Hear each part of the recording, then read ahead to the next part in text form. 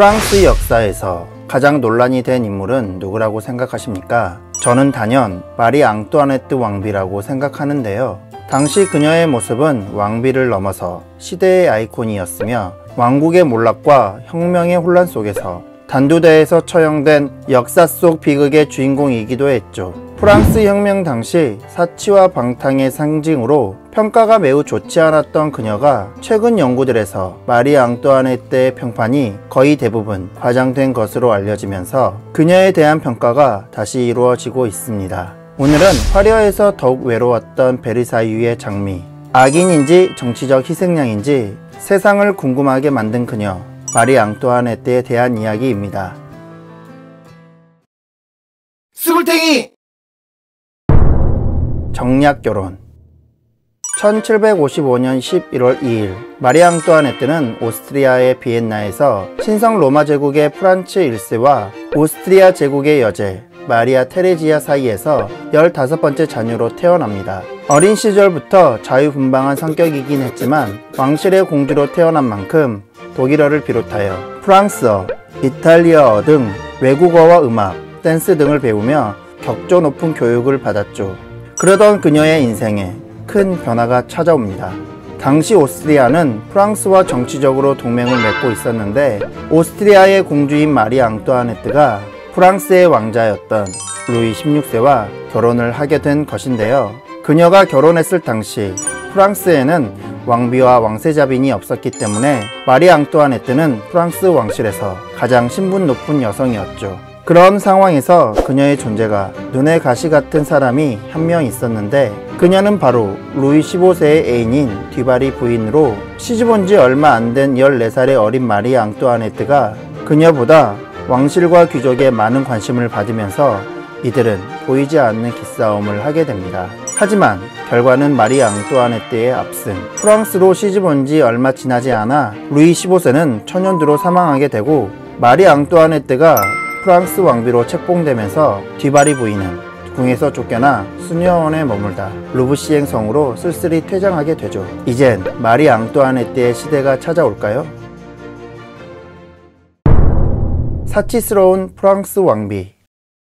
겨우 15세의 나이에 프랑스의 왕비가 된 마리 앙뚜아네트는 왕실에 대한 이해와 경험이 부족했기에 전통에 따르기보다는 자신만의 스타일을 고수하면서 프랑스 사람들의 기대에 맞지 않은 행동을 보이며 불편한 외국인 왕비로 낙인찍히게 됩니다. 예를 들자면 그녀는 고향을 떠나 홀로 타국에서 지내 외로움을 많이 느끼고 있었는데 이러한 감정들을 달래기 위해 사치스럽고 화려한 생활을 즐기기 시작했고 이는 곧 국민의 비판의 대상이 되죠. 당시 프랑스 사회는 경제적으로 심각한 위기에 직면해 있었는데 전쟁과 부채 문제 그리고 내부 정치적 불만까지 겹치면서 이들의 불만은 폭발하기 직전이었는데요. 마리 앙뚜아네트는 정치적 문제에는 적극적으로 개입하지 않았지만 그녀의 사치스러운 삶은 안 그래도 불편한 외국인 왕비로 보는 사람들의 이야기거리가 되기 충분했습니다. 그럼에도 불구하고 프랑스 왕비로서 마리 앙뚜아네트는 루이 16세와의 사이에서 이남 이녀를 얻고 여러 자선활동과 과학, 예술활동을 지원하는 등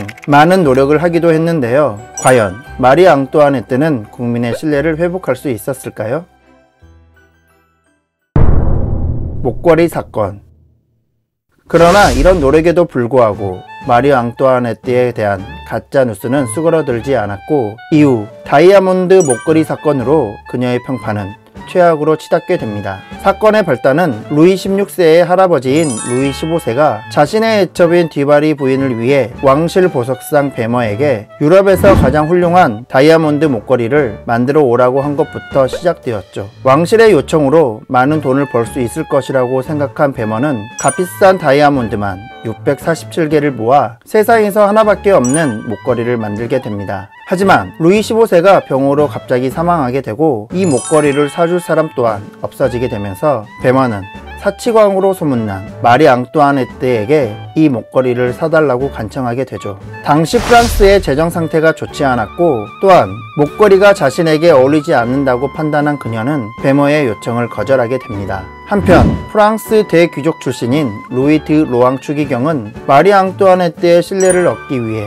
부지런히 움직였으나 온갖 스캔들과 사치스러운 생활로 유명했던 그를 그녀는 마음에 들어하지 않았죠. 두 사람 사이의 관계를 알고 있던 잔 드 발루아 라 모트 백작 부인은 로앙 추기경에게 접근해 자신이 마리 앙뚜아네트와 절친한 사이라 속이게 됩니다. 그러면서 마리 앙뚜아네트는 루이 15세가 주문한 다이아몬드 목걸이를 사고 싶지만 너무 비싼 가격이라 사람들의 눈치를 보고 있으니 로앙 추기경이 대신해서 목걸이를 사서 전해달라는 내용의 가짜 편지를 잔 백작 부인이 로앙 추기경에게 전달하게 되죠. 게다가 그녀는 다른 공범들과 함께 마리 앙뚜아네트의 필체로 로앙 추기경을 신뢰한다는 여러 통의 편지를 위조해 보내기도 했고, 왕비와 닮은 니콜 르과이를 찾아내 그녀를 왕비라 속여 야밤에 로앙 추기경과 만나게 하는 등 마리 앙뚜아네트가 그를 총애하는 것처럼 로앙 추기경을 속이게 됩니다. 결국 로앙 추기경은 보석상 배머를 만나 200만 루브르를 할부로 지급하기로 약속하고 다이아몬드 목걸이를 구매하여 마리 앙뚜아네트에게 전해달라며 잔 백작 부인에게 이 목걸이를 넘기게 되는데요. 하지만 그녀는 이 목걸이를 처음부터 마리 앙뚜아네트에게 줄 생각이 없었기 때문에 목걸이를 받은 즉시 분해하여 런던에 매각하게 되죠. 시간이 지나 목걸이 할부금을 지불해야 하는 날짜가 되자 잔 백작 부인은 로앙 추기경의 수표를 배머에게 제시하게 되지만 그는 이를 거절하고 현금으로 목걸이 값을 요구하게 되는데요. 목걸이를 팔아서 사치스러운 생활을 영위하던 그녀는 당연히 할부금을 낼 수 없었고, 화가 난 배머는 마리 앙뚜아네트에게 가서 돈을 달라고 요청하게 됩니다. 그러나 아무것도 알지 못했던 마리 앙뚜아네트는 화를 내며 의회에 이 사건의 진상을 조사하게 하고 결국 로앙 추기경을 필두로 관련자들이 줄줄이 잡혀 들어가게 되죠. 로앙 추기경은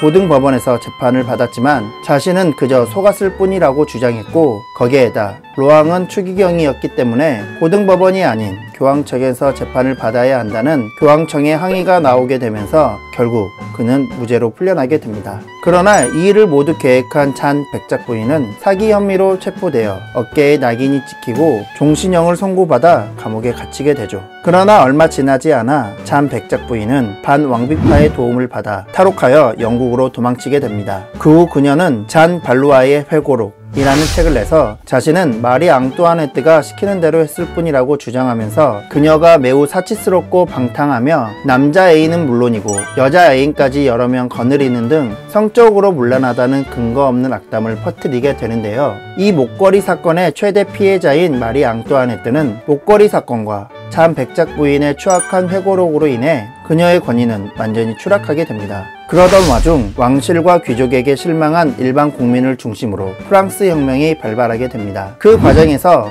혁명 정부는 마리 앙뚜아네트에게 목걸이 사건에 대해 신문하게 되고, 그녀는 자신의 결백을 끝까지 주장했지만 많은 사람들은 이러한 주장을 믿지 않았죠. 결국 마리 앙뚜아네트는 감옥에 갇히게 되었고, 그 후 재판에서 국고낭비, 반역죄, 국가안보에 대한 음모죄로 그녀에게 사형이 선고됩니다. 스물탱이! 사형이 집행되는 날, 그녀는 감옥에서 입던 허름한 옷차림으로 가축 수송용 마차에 실려 국민의 욕을 먹으며 단두대로 이동하게 됩니다. 그럼에도 불구하고 마리 앙뚜아네트는 단두대 앞에 설 때까지 품위와 침착함을 잃지 않았는데요. 그녀가 죽기 전 부끄러워할 것 없어요. 나는 죄를 지어서 죽는 게 아니니까요. 라는 유언을 남기며 자신의 결백을 끝까지 주장하게 되죠. 1793년 10월 16일 결국 마리 앙뚜아네트는 단두대의 이슬로 사라지게 됩니다. 혁명은 그녀를 처형함으로써 왕정의 완전한 종식을 의미했지만 마리 앙뚜아네트는 그 이후로도 다양한 형태로 역사와 문화에 영향을 끼쳤죠. 영화, 문화, 그리고 심지어 현대 대중문화에서도 여전히 많은 이야기가 다뤄지고 있는 그녀는 과연 악인이었을까요? 아님 정치적 희생양이었을까요? 마리 앙뚜아네트에 대해 어떻게 생각하시는지 댓글로 남겨주시면 감사하겠습니다. 오늘 또 끝까지 시청해주셔서 감사합니다.